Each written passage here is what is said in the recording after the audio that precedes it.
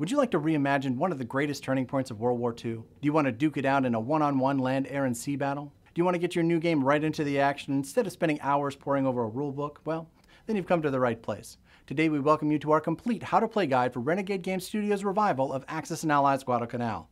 Let's make it hot.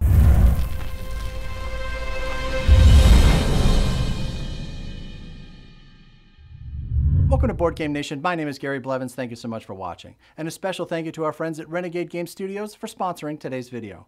Follow the link in the description to see where you can get your copy of not just this great game, but the whole line of Axis and Allies games, and so much more. In the interest of teaching the game effectively, we'll be jumping around the rulebook rather than going page by page. Still, for reference, we'll add a little graphic like this one with the page number of the relevant sections of the rulebook. One other thing, you might have been playing Axis and Allies since back when I still had hair, but Guadalcanal is an entirely different animal. This is a great game, and while you'll feel the DNA of Axis and Allies, the combat mechanics in this game are very different. How units enter the game is different, territorial control terms are very different, and even the win conditions aren't even close to any of the mainline Axis and Allies games. Just something to keep in mind before you start skipping ahead. Now, it's not required, but if you already have your copy of Guadalcanal, I suggest pulling it out and following along as we're going to go from setup all the way through your first turn, covering everything you need to know along the way. You can pause and rewind the video as needed. All right, let's get into it. Here are the basics. Axis and Allies Guadalcanal is a World War II strategy game for 2 players ages 12 and up. The game asks players to take on the role of the United States or Japan in August of 1943 as they clashed in the key battle over the Solomon Islands. Axis and Allies Guadalcanal is a very simple objective. The first player to reach 15 victory points is the winner. Players earn victory points by controlling airfields and destroying enemy battleships and aircraft carriers. Play usually takes 2 to 3 hours over the course of 4 to 6 turns. The game itself comes with a full color map, 2 base cards, 172 very cool sculpted units, a shiny illustrated rulebook, 70 stacking chips, a battle box with 12 dice, 2 reference charts, and 63 other various tokens and markers. For more details about what comes in the box and the amazing history around this game, check out our unboxing video by following this link right here. To get started, let's get the map on the table. The board in Axis and Allies Guadalcanal is broken into island zones and sea zones. Each island has a name and each sea zone a letter. Each power has a victory point tracker on the sides of the map and a spot at the bottom that lines up with the base card for each side. The United States base card is New Caledonia, and it lines up with sea zones J and K. The Japanese base card is Rabaul, and that lines up with sea zones A and B. Players choose which power to play however they see fit. Once decided, have each player sit on their side of the map and give the first player token to Japan. After that, setup for Guadalcanal takes a few minutes, but it's super easy. Everything is printed right on the board. The setup for the islands is shown in the little outline boxes next to each island. This will include various land and air units, supply tokens, control markers, and airfields. Likewise, the sea zones have the starting units printed in the appropriate sea zones. Simply place the units as they're shown on the map. 2 quick things to keep in mind while you're doing that. First, both base cards have units on the islands and the sea zones that are separate. Avoid mixing them up. Second, notice that the control markers and the airfields are double-sided. Which side you'll use will be determined by the controlling power at that time. Place the victory marker token on the 0 of each victory point tracker. Also, the game comes with 12 dice that are already in the box, so that's handy. Now this game comes with loads of pieces, but to save space and time when setting up the game and really throughout the game, don't forget to use the stacking chips that come with the game. For clarity, each mini is 1 unit, a gray chip under that unit represents 1 additional unit of the same type, and the red chip represents 5 additional units of the same type. So a guy on the map is just 1 guy, a guy with a gray chip under him equals 2 guys, and a guy with a red chip under him is 6 guys. You get the idea. So after about 10 minutes, you should be able to go from this to this. Oh, and one other thing about the actual island of Guadalcanal, you're not going crazy. This island does start with units from both sides in the same land territory, and that will make sense later, I promise, but you did it right. Now that we're all set up, it's time for a quick explanation of how this game flows. Axis and Allies Guadalcanal takes into account the different speeds of the various types of war machines and the different stages of combat engagements. Keeping that in mind, each turn consists of 3 phases: movement, combat, and regroup. In the movement phase, players will alternate moving units by type, usually slowest to fastest. The first player will start by loading and moving their transports. Then the other player will do the same. Back to the first player to move their battleships. Player 2 then moves their battleships. Movement continues with players alternating moving unit type by unit type all the way up to fighters. Now don't worry about trying to remember the order that things move in. It's on the player aid for everyone to see, and you'll reference that regularly. Once everything has had a chance to move, combat is conducted in any contested areas. Combat is resolved in more or less the reverse order of how the units moved, so fastest to slowest. The fastest to any battle is always going to be air units, so they get shot at first. And when they're done getting shot at, the sea units will come under fire. Players will score a victory point for each enemy carrier and battleship that they sink in this step of combat. Finally, surviving transports and destroyers will be able to offload, and land combat will commence. After all the combat has resolved, it's time for the regroup phase. Here, players will determine control of the islands and any airfield and supplies that they may have captured. They'll land any surviving air units, and they may build new airfields. Then, players may use supply tokens to repair any damaged airfields and sea units, and to rapidly deploy sea units to the front lines. In this phase, they'll also collect and spend reinforcement points to bring shiny new units and supplies into the game. Players will then score 1 victory point for each undamaged airfield that they control and check for victory. If no one has reached the magic number of 15 victory points, the first player marker passes to the other player and another turn begins. I know that sounds like a lot, but the game does flow really nicely once you get the hang of it. But I always find that the best way to learn a game is to play the game. So, are you ready for your first game of Axis and Allies Guadalcanal? Let's find out. As the name suggests, Phase 1 is all about movement. Players move their units into position to do battle with their opponents in the land, air, and sea. Let's start with a few basics about movement. The map has 2 added pieces that are the bases for each power: Rabaul for Japan and New Caledonia for the Americans. The sea zones aren't labeled as such, but they are separate zones from the island on the base card. So, for clarity, I'm going to refer to them as the base island and the base sea zone. The base cards also have a yellow box labeled damage. This is where damaged sea units will hang out and wait for repair, but more on that later. The base sea zones around base islands are considered adjacent to the 2 logical spaces on the map. All sea units may move 1 sea zone per turn, but there are some no-go borders on the map. By the way, those no-go borders also stop air units from crossing. Each labeled island group is a single territory, so units in that area are all in the same island zone. Land units and supplies can move on board transports and/or destroyers. Each transport has space to load any 2 items as cargo, while destroyers only have space for 1. Transports can load from 2 different islands as long as it hasn't moved this turn. This is a big note here for my experienced Axis and Allies players. In this game, transports and destroyers cannot load after they have moved. In their turn, transports and destroyers can load, and then they can move 1 space. Both can load any combination of land units and/or supply tokens up to their capacity. So, for clarity, a transport can load from 1 or 2 islands with 2 land units, or a land unit and a supply token, or 2 supply tokens, or just 1 of either, and then move 1 zone. Destroyers can load a land unit or a supply token, and then move 1 zone. Got it? Good. When loading transports, put the cargo next to the ship that will carry them in the sea zone that the transport occupies.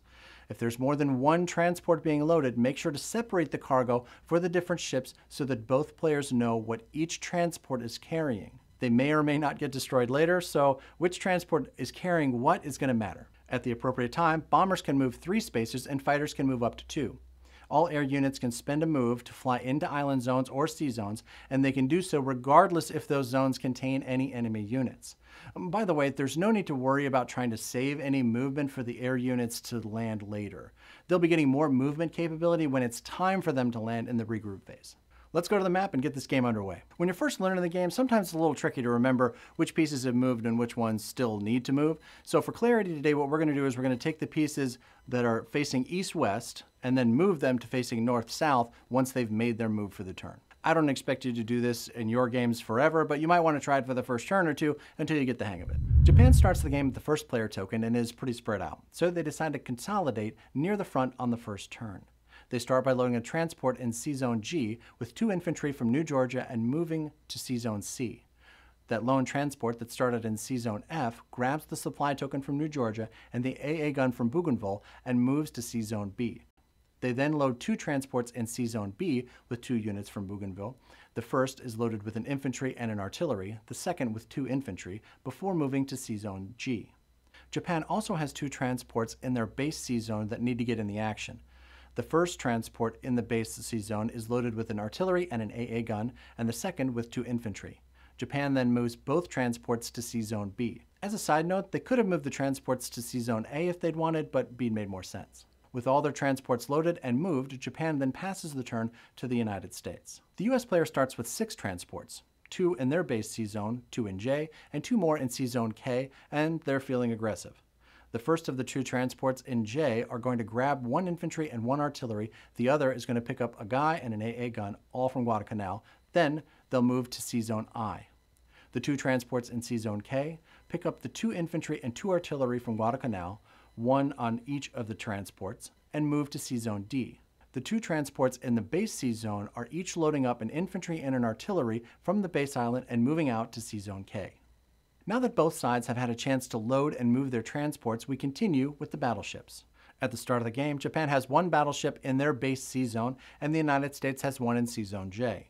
Japan moves first, so they move their battleship from their base card out to C zone B. Once Japan is done, the US moves their battleship from C zone J over to C zone I. Now that the battleships are done, on to the carriers. A big thing to note about carriers in this game that's very different than the mainline Axis and Allies games is this. Fighters that start the turn loaded on a carrier get to move along with that carrier for free. The carrier's move doesn't affect the movement capabilities of the fighters later in the turn. Something to keep in mind when you're thinking about the range of their possible combat targets and where best to land them later. Back to the game. Japan starts with 2 fully loaded aircraft carriers in their base C zone. They move both carriers along with all 4 fighters into C zone B and turn the action over to the Americans. The US has a fully loaded aircraft carrier in K and another in their base C zone. The US moves the carrier from C zone K over to D, and then the carrier in the base C zone moves out to C zone J, onto the cruisers.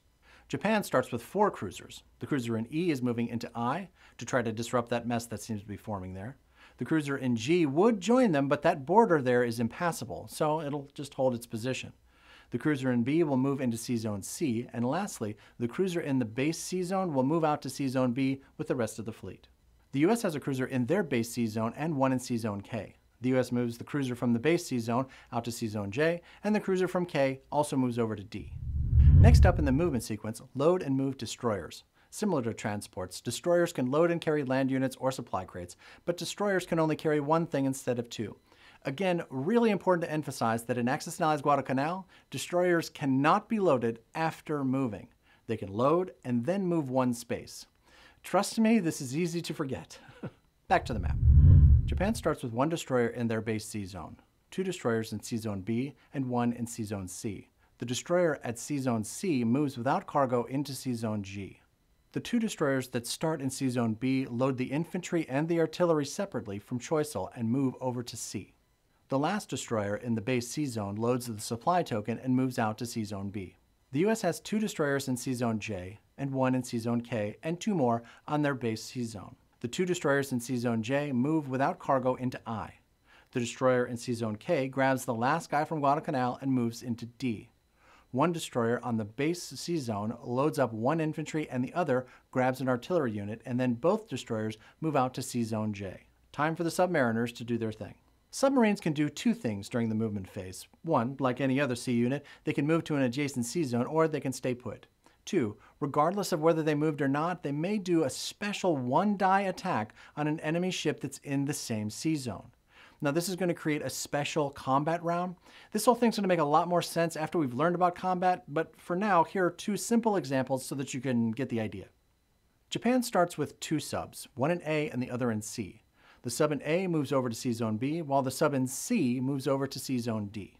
The move of the Japanese sub into a C zone with enemy C units triggers its sneak attack ability. Here's how this works. Japan chooses any C unit in the zone, in our case, C zone D. They choose 1 of the transports. The Japanese player now rolls 1 die. Now, the rulebook tells you to shake the entire box, but you really just need 1 die. And even if you have more than 1 sub in the attack, you're still only going to roll 1 die for each of them 1 at a time. So you do what you feel. Now, if a sub roll comes up as a 1 or a 2, the sub hits. Japan rolls and a hit. The transport is destroyed along with her cargo. Again, a lot more about this later, but a few things to know for now. Some C units take multiple hits to sink, so if multiple subs are attacking, the attacker declares a target and rolls for each sub 1 at a time, and casualties aren't removed from play until after all of the attacking subs have fired. Let's look at one more quick example. The Americans also have 2 subs, 1 in their base C zone and the other in C zone J. The sub in the base C zone moves out to J, and the one in J moves over to I. Again, this triggers the sneak attack. The Americans only have one possible target in the cruiser. They roll one die looking for a 1 or a 2, and they miss. The sub is now in the C zone for the rest of the turn. It won't fire again until next turn. I know you still have questions about that, and I promise that we will answer all of them. We need to finish up the movement phase first and learn about combat. After that, that will all make a lot more sense. For now, it's time for those fast movers. Bombers and fighters are up next. At the beginning of the game, Japan and the US both start with bombers on their base islands. Japan starts with 2 Bettys and the Americans with 5 B-17s to darken the skies. Japan uses their bombers to bolster the 2 fleets, sending one of their bombers to Sea Zone C and the other out to Sea Zone G. The Americans are still on the attack. They send 3 bombers to Guadalcanal and 2 to Maleta. Fighters are able to move up to 2 spaces during their movement phase, and remember, this may be in addition to the free move that they might have gotten while riding on a carrier earlier in this phase. So the 4 Japanese fighters that moved on the aircraft carrier from the base C zone to C Zone B can still move 2 more spaces this round. So they send 2 of them to New Georgia and the other 2 to C Zone G. The fighter in Bougainville heads out to C Zone C, and the 3 fighters from the base island come out to C Zone B. They don't have any combat there, but they want to be in position to land in strategically valuable places during the regroup phase. A quick note about the map here. The places on the map that are adjacent to the base cards say 1 move to Rabaul and 1 move to New Caledonia. This is a little confusing because it's actually 1 move to the C zones around the base island. So a fighter moving from Rabaul spends 1 move to get to the surrounding base C zone and a 2nd move to get out to C zones A or B. The reverse is also true. An air unit coming from the map and back to the base card will need to spend a move to get to the base C zone and another to get to the base island. Something to keep in mind. The Americans get the last say in this round of movement, and they're feeling lucky. They send the 2 fighters off the carrier in D to attack C Zone C. The fighters on the carrier in J head to New Georgia. The 5 fighters on the base island all move out to C Zone J and wait to see which way the wind blows. Now that all of our movement is complete, it's time for combat. And as you can see, there are several contested zones with a mix of different unit types. When thinking about resolving combat in this game, it's best to think about the order of operations in terms of the order of which the types of units are being fired upon. So our fastest movers are the bombers and the fighters. They enter combat first, so they're fired at first, and not just by other air units. They're also fired at by any unit in the zone that has an air attack value. That might include C units or AA guns. Once all of the appropriate units on both sides have had a chance to fire at all of the enemy air units, we move to attacking the C units. At this point, the surviving air units, most C units, and even some of the land units might be firing at enemy C units. Because of this, it's important to keep an eye on the areas around the C zone in conflict. Then, after everyone that has the ability has had a chance to fire on all of the enemy C units, finally, the surviving transports and destroyers can be offloaded onto the islands, where land units will then come under fire. Again, air units can fire at land units, some C units can fire from adjacent C zones at land units, and most land units can shoot at each other. So, as you'll see, it'll not be uncommon for a unit to contribute to 2 or even all 3 areas of combat, and in some instances, there'll be units that are fired upon that don't get to fire back at all. Now, the player aid will be your best friend for keeping track of this in this game. You'll want to keep it close because you're going to reference it often. The player with the first player token determines what zone they want to resolve first, second, and so on. And they don't have to follow the same order from step to step. But however they choose, all air attacks must be resolved before any sea attacks can begin. Likewise, all sea combat must be resolved before any land combat can begin. No jumping around. We'll look at this sequence in more detail after we discuss how to attack. Before we kick off the combat sequence, we need to talk about the battle maraca, its function in the game, and how it works. The results on the dice in the battle box will determine not only the number of hits in each of the combat steps, but also to which units those hits are assigned. The battle box has 12 dice inside. It has a slider referred to in the rulebook as the neck, and on the neck there are 3 rows with different unit types names. This is a hit chart. The top row is air units, below that are sea units, and on the bottom are the land units. Of course, coinciding with the order of the combat steps. When it's time, you're going to give the box a shake in every which direction to roll them. And then, when you're satisfied with that, slide it side to side. And the goal is to get all 12 dice to lay flat on the bottom of the box. Now, if you can do this without feeling like you're playing some kind of weird dexterity game, then you're a better person than I am, I guess. But I typically shake it side to side until I hear just 1 or 2 of the dice maybe still bouncing around. And then, I tilt the box with the open side facing downward a little bit and then slide the neck open slowly. Now, you can see that that last die is still kind of hanging up there. What'll happen is as you get towards the end, it should just fall into place. And Bob's your uncle, and you're ready to determine what hits you got. That's a pretty good roll, actually, and where those hits will go. And that's kind of the idea of how this box works. Oh, and don't worry, that's the last time you're going to need to watch me do this for the rest of this video, because from now on, we'll just use the magic of editing, and you'll just have the reveal of what the dice were. Now that you have an idea of how to use the box, let's talk about what it's used for. In all of the combat steps, the first step is to determine the total attack value in that zone. So, add the attack value of all of the units that are involved in that particular combat step. So, in the air attack unit step, you'll add up the air attack value of all of the relevant units. Remember, this might include some C units or AA guns. The total is the number of dice you're going to be looking at when you pull open the slider. Meaning that if you are in the air combat step and you have 1 fighter and 1 destroyer, the total air attack value is 3. 2 for the fighter and 1 for the destroyer. So when you shake the battle box and pull out the slider, you're only going to be looking at the first 3 slots for hits. Hits are determined by the number showing on the die, and which unit each of those hits are assigned to is determined by which step of combat you're in and which slot those hits landed in. Any die that comes up as a 1 or a 2 counts as a hit. Anything else is a miss.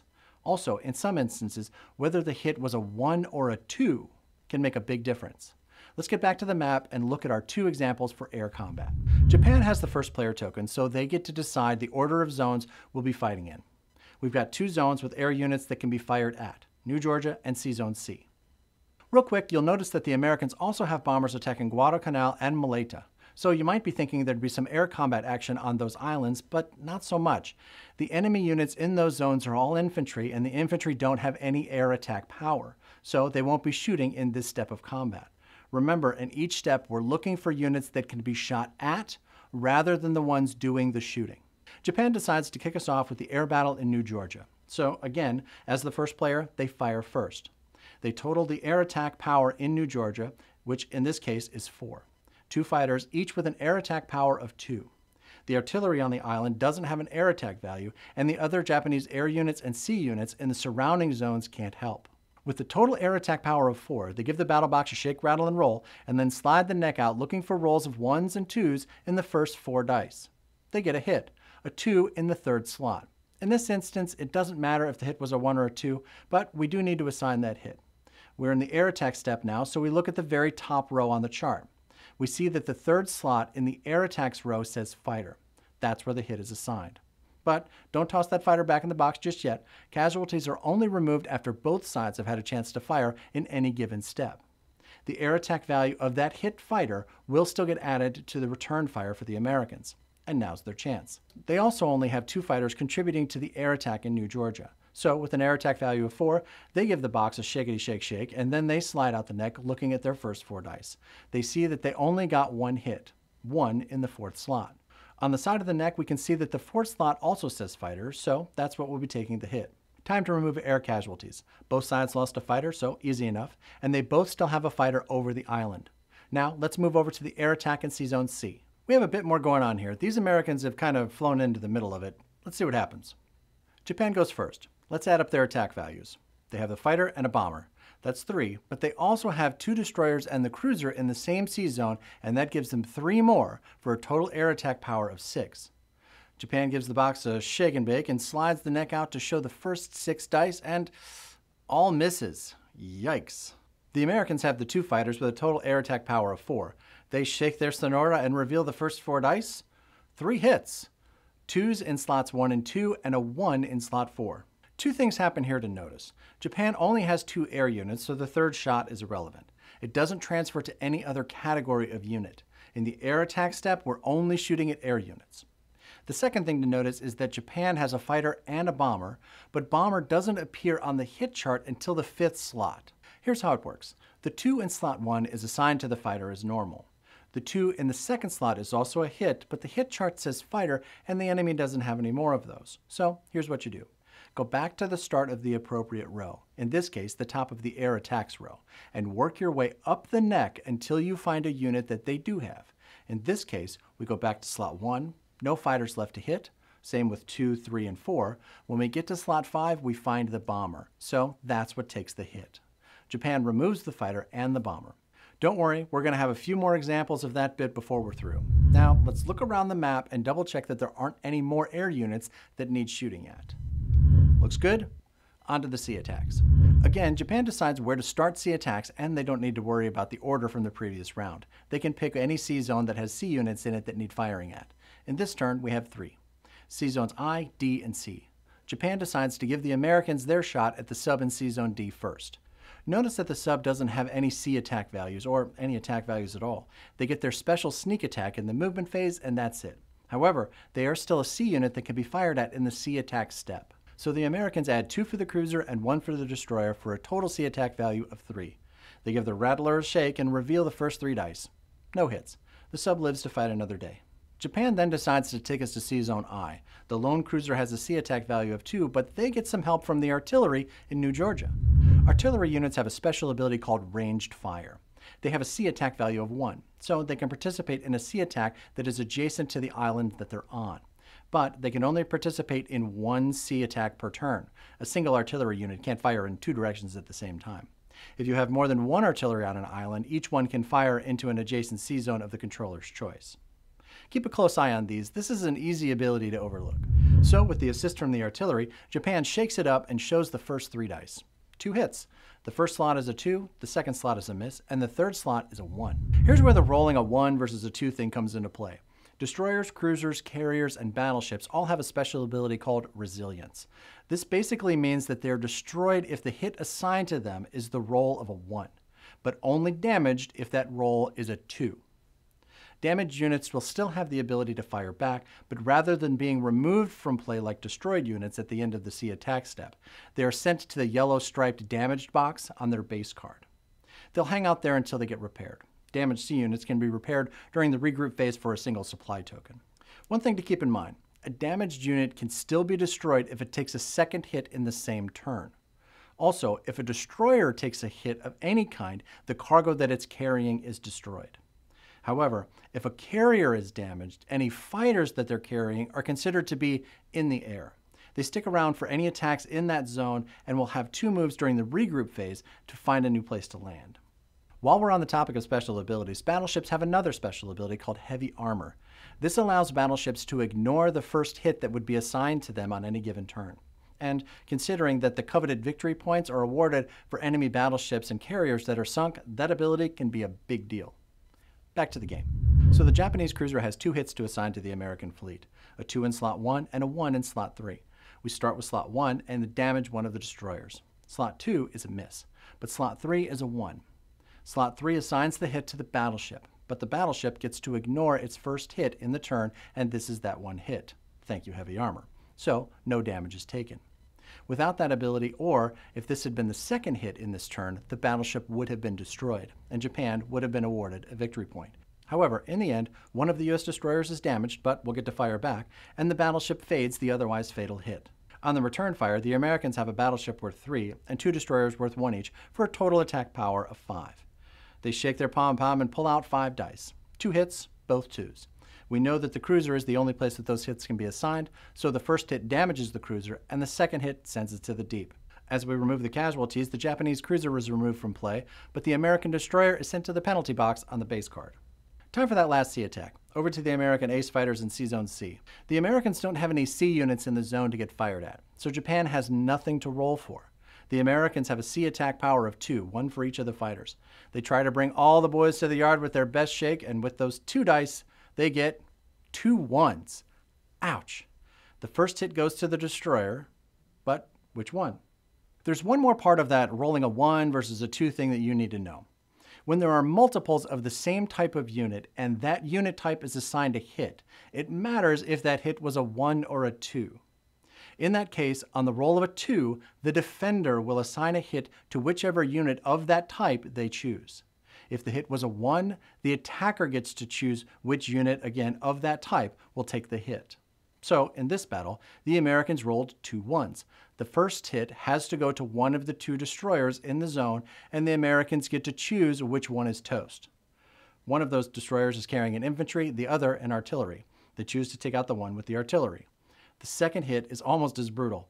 The hit chart says that it has to go to the cruiser, and as we mentioned before, a roll of a 1 gets through the resilience ability and sinks her immediately. Boy, that was lucky.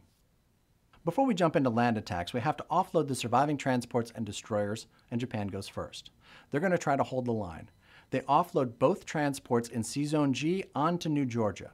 They also unload the transport and destroyer in C-Zone C into Santa Isabel. They also have lots of cargo in C-Zone B. The destroyer will drop the supplies on Bougainville, and all of the other cargo will land on Schussel. Over to the very eager Americans. They offload the units from C-Zone I onto New Georgia. The units from J are landing in Guadalcanal, and all 3 land units in C-Zone D are offloading onto Santa Isabel. Both transports in C-Zone K each have 1 infantry and 1 artillery on board. They're going to send both artillery to Maleta and the 2 infantry to Guadalcanal. Notice that both transports offloaded into 2 different islands. It's okay? They can do that. Now that all ashore that's going ashore, it's time for the land attacks. This time we have to make sure to account for our last special ability of the day. Cruisers and battleships also have a type of ranged attack ability. Now, my veteran Axis and Allies player might know this as a type of the offshore bombardment ability, but watch for the important differences here. Looking at the unit details, we can see that cruisers and battleships each have a land attack value. That means that, like the artillery, each cruiser and battleship can add their land attack values to 1 and only 1 adjacent land attack. Again, if you've got multiples of the same unit type in that sea zone, they don't all have to fire at the same island. Each unit can be assigned to fire at a different island, but each only can fire at 1. Because each undamaged airfield adds a victory point at the end of each turn, the game allows players to opt to have their air and sea units attack an enemy airfield rather than enemy units on an island. The game setup makes this impossible on the first turn, but the idea is pretty straightforward, so here goes. Before you start rolling for any land attacks, players must declare which of their air and sea units are attacking the land units on the island and which are attacking the airfield or airfields. Land units are never a part of this. They can't attack airfields. Only air and sea units get this choice. Total the land attack value of all of the units that have been assigned to attack the airfields and fire away. Reveal that many dice. This time you're going to ignore that hit chart. Instead, you're just looking for rolls of 1s and 2s. Every 2 hits scored damages 1 airfield on the island. Place a damage marker on any damaged airfield. A single hit on an airfield will be ignored, and an airfield can't be damaged more than once. No air units can land on a damaged airfield, and those airfields will not award a victory point until they're repaired. Airfields can only be repaired in the regroup phase. Now, it only costs 1 supply token to repair an airfield, but the trick is that the supply token has to be on the island with the damaged airfield. Okay, back to the game. As the first player, Japan decides to start small with the land attack on Maleta. Japan has 1 infantry, so a land attack power of 1. No help from any sea units in the area, so they shake their moneymaker for that 1 die and get a hit. There are no infantry on the American side, so we work our way up the neck until we find the artillery. Oh, and remember, infantry can never hit those bombers. Over to the Americans. They've got the 2 big bombers, 2 artillery, and the cruiser in C-Zone D. The cruiser can only fire once, and it's probably going to be more useful in the fight in Santa Bella, so it'll hold off for now. Meaning the Americans have a total land attack value of 6. They shake it like a Polaroid picture and slide the neck out and get 1 hit. Whew, just enough. The Japanese infantry is destroyed. We remove the fallen American artillery and the Japanese guy. I know that there are only Americans left on that island, but don't change control of the island until the regroup phase. Japan wants to go ahead and settle that Santa Isabel land attack now. With their 4 infantry and, thanks to those crazy American pilots, no offshore help, they have a total land attack value of 4. They shake it up and reveal 4 dice and nada. The Americans have 2 infantry, 1 artillery, plus the offshore shot from the cruiser in D, so they also have a total of 4. They give it the shake, shake, shake and show 4 dice and 1 hit. The Japanese remove 1 of their infantry, and then we move south to Guadalcanal. This island starts with supply tokens belonging to both powers. Supply tokens can never be damaged or destroyed, but they can be stolen, and so can airfields. During regroup, if there are no enemy land units on an island that you control, all enemy-controlled supplies and airfields change sides. Replace any confiscated supply tokens and flip over any airfields. You can spend any stolen supply tokens in the regroup phase of the same turn, and you might need to because if the airfield was damaged when it was captured, it's still damaged. Now, if it was captured undamaged, players can land air units on that same turn, and you'll get the victory point for it at the end of the turn. Now, let's see if the Americans can steal those 2 supplies in Guadalcanal. The Japanese have 3 lonely-looking infantry and no help in sight. They give it the rattlesnake shake with a land attack power of 3 and get 2 hits. Very respectable. Those hits will both go to infantry units. The Americans have 3 bombers, 3 infantry, and 1 artillery, plus the cruiser in C-Zone J for a total land attack power of 11. I like their chances. They shake their groove thing and pull the neck nearly all the way out and show more than enough hits to take out the Japanese forces. The Americans remove 2 infantry and the Japanese remove their brave fallen soldiers. Again, we don't change any control markers or supply tokens out until the regroup phase. Time for the last battle of this first turn. New Georgia. Japan has 3 infantry, 2 artillery, 1 fighter, and the cruiser in C-Zone G to try to maintain control of the island. With a total land attack power of 7, they shake their tail feathers and reveal 2 hits. The hits are in slots 4 and 5, so the hit in slot 4 goes to the only American artillery unit. As for slot 5, we have to reassign that hit.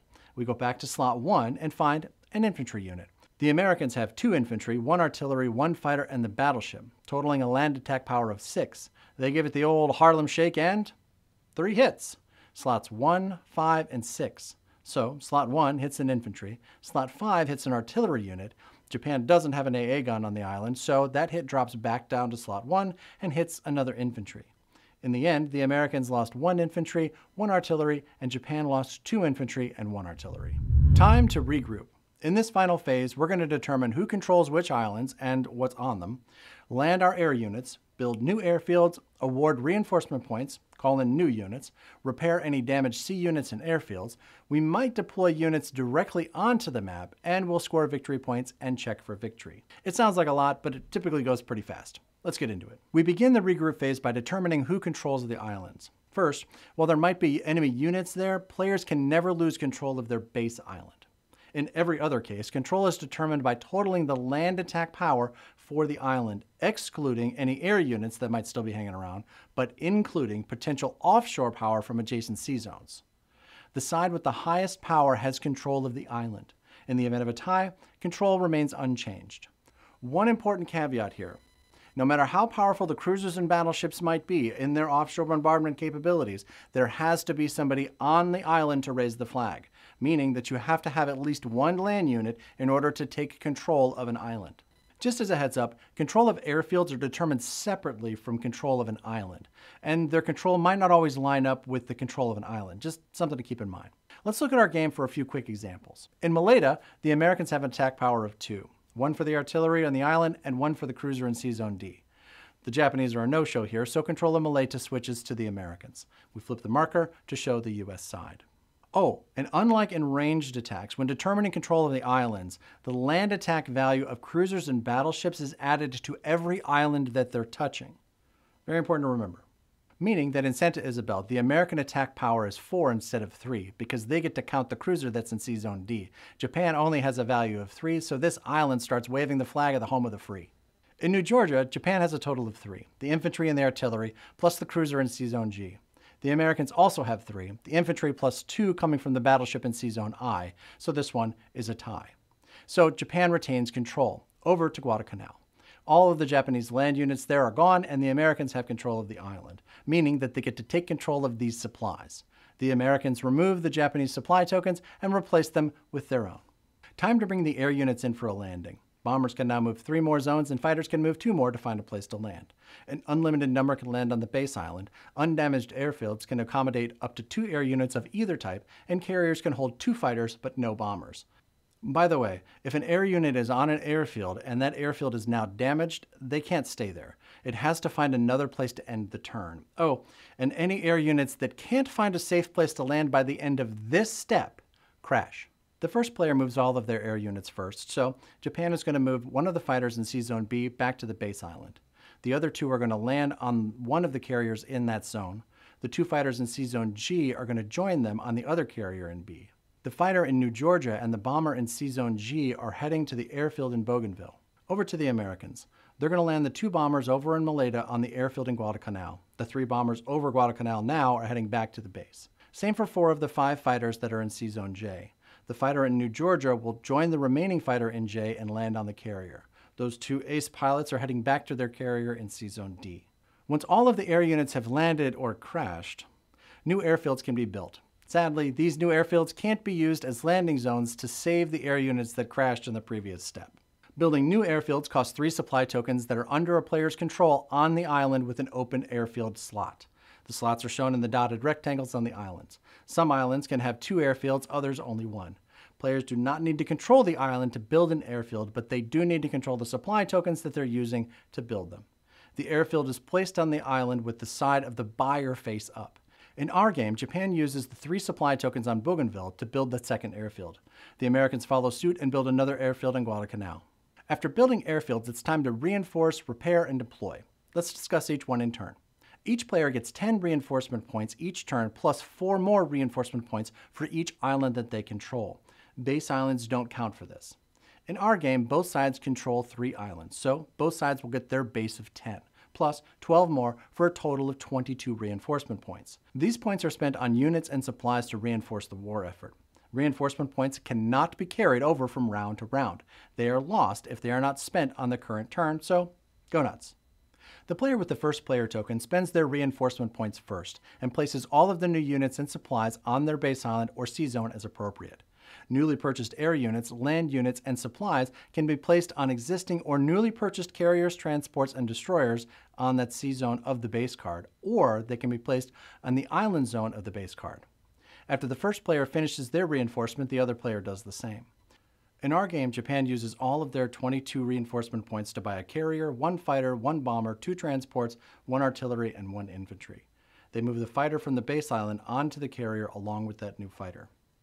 The Americans also have 22 reinforcement points, but they use theirs to buy a carrier, 5 supply tokens, a transport, 1 artillery, and a guy. The Americans also load 2 fighters from the base island out to their new carrier and load the new infantry and the artillery onto their shiny new transport. Again, starting with the first player, each player may repair airfields and sea units. Each damaged sea unit costs 1 supply token to repair. The supply tokens used for repairing sea units must be located on a player's island base card. If a sea unit is repaired, it's moved from the yellow damaged box to that base sea zone. Transports, destroyers, and aircraft carriers may be loaded with fighters, land units, and supplies from the base island at that player's discretion. Basically, repaired sea units are treated as if they're brand new units. The Americans opt to spend 1 of their new supply tokens to repair the damaged destroyer, moving it into the base sea zone. In addition to repairing ships, airfields may be repaired as well.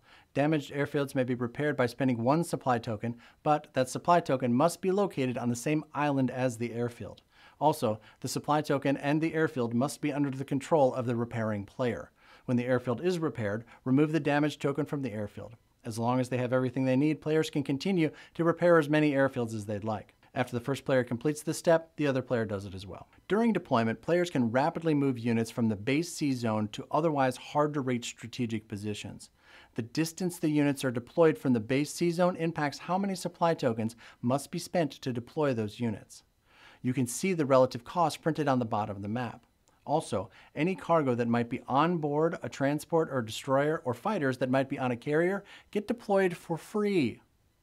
Cargo doesn't cost any additional supply tokens to get into the action when it's carried on a sea unit that is being deployed. Players can deploy as many units as they like as long as they have supplies to spend, but each sea unit deployed is paid for separately. This ability creates lots of tactical and strategic options, so choose wisely. Japan doesn't have any supply tokens on their base island, so rapidly deploying any of their sea units is not an option. But the Americans want to maintain their momentum, so they spend 4 supply tokens on their base island to deploy the new carrier with its fighters and the shiny new transport with their new infantry and artillery all the way out to Sea Zone I. Now, they'd also love to send that destroyer out there, but they don't have enough supplies on their base island to swing it. And with that, we've reached the end of the turn. All that's left to do now is to count up the victory points and check for victory. Players score 1 victory point for each undamaged airfield that they control. Both the Americans and the Japanese each control 2 undamaged airfields, so they both get 2 points this turn, and we adjust the victory track accordingly. If either player reaches 15 victory points, the game ends and a victor is declared. If both players break the 15 victory point mark in the current turn, then the player with the higher victory point total is the winner. If there's a tie, the game continues until the tie is broken. A quick side note, if there is an overtime tie-break turn, play continues until you get back to this step. The sinking of a capital ship never ends the game. After counting up all the victory points, if neither player has 15 points or there's a tie, the battle rages on. The player with the first player marker passes it to the other player, and another round begins. And that's it. You've got everything you need to know to play Axis and Allies Guadalcanal. If you've got any questions about the rules for this game, feel free to drop them in the comments below. We do our best to answer as quickly as possible. Once you're comfortable with the flow of the game, check out pages 24 and 25 of the rulebook. They are loaded with lots of fun optional rules. I especially like the hidden movement option. If you're interested in learning more about all those optional rules that are in the back of the rulebook, drop a note in the comments. If enough people request it, we might make a whole video just about those. Oh, and if you're interested in a strategy or a play-by-play video for this game, let us know that too. For now, get out there and continue your quest for glory with Axis and Allies Guadalcanal. Thank you again to our friends at Renegade Game Studios for reviving this fantastic game and for sponsoring today's video. Learn more about Renegade's complete line of Axis and Allies games and so much more by following the link in the description to see everything that they have to offer. If you've enjoyed this video, now's a great time to give us a like and consider subscribing to the channel. We've got loads more videos about Axis and Allies coming soon, and in the meantime, if you need more information about what comes in the box for Guadalcanal, check out this video right here. For our other how to play videos, here you go. For our latest bit of mayhem, right this way. And if you're ready to join Board Game Nation, click here to subscribe. My name is Gary Blevins. Thank you so much for watching, and we'll see you next time.